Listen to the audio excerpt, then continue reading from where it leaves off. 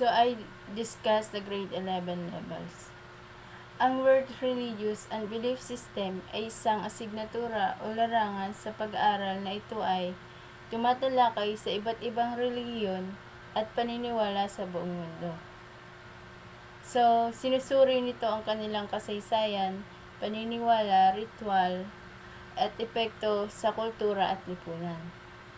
So, narito ang mga nilalaman ng word religious and belief system. Sa una, kahulugan ng relihiyon at paniniwala.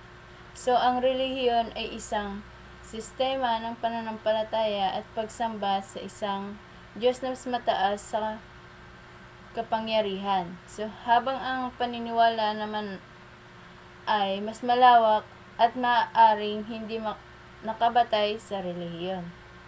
Pangalawa, klasifikasyon ng mga relihiyon. So, una dito ang monotheistic. So, ang monotheistic, sumasamba sa isang Diyos. O halimbawa dito ang Kristyanismo, Islam, at Judaismo. So, pangalawa, polytheistic. So, ang polytheistic naman, sumasamba sa maraming Diyos. So, halimbawa dito, Hinduismo, Shintoism. So, ang pangatlo naman ay philosophical or non-theistic. So, ang philosophical or non-theistic ay hindi lamang ito nakatuon sa isang Diyos, kundi sa mga prinsipyo. Halimbawa dito ang Buddhismo or Confucianism. So, ang pangatlo sa world religious and belief system ay ang pangunahing relihiyon sa mundo. So, may 6 na pangunahing relihiyon sa mundo. So, una, Kristyanismo. So, ang Kristyanismo ay batay sa mga turo ng Jesucristo na mayroong Biblia bilang banal ng kasulatan. So, pangalawa ay Islam. So, ang Islam naman ay itinatag na propeta ni Muhammad. So, mayroong Quran bilang banal na aklat. Ang pangatlo ay Hinduismo. Ang Hinduismo ay pinakamatandang relihiyon na naniniwala sa karma, reincarnation, at maraming Diyos. So, pang-apat, Buddhismo. So, ang Buddhismo ay nakatuon sa paliwanag at pagsunod sa Eightfold Path para sa Nirvana. So,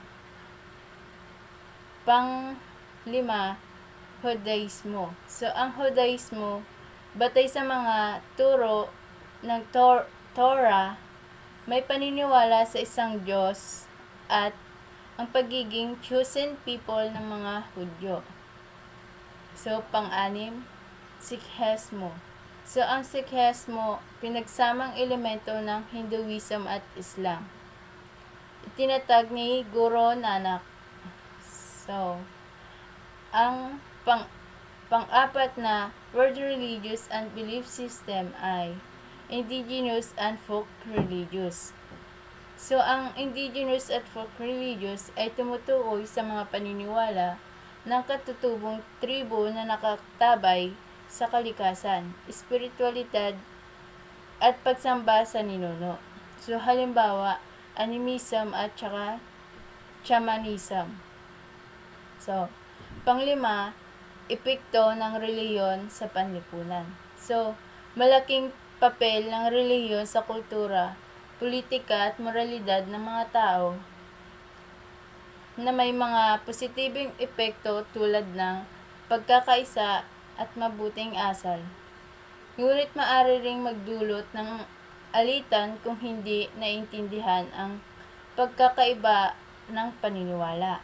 So, pang-anim, interfaith dialogue and religious tolerance. So, ang pag-unawa sa iba't ibang relihiyon ay mahalaga upang maiwasan ang diskriminasyon at pananatili ang kapayapaan sa lipunan.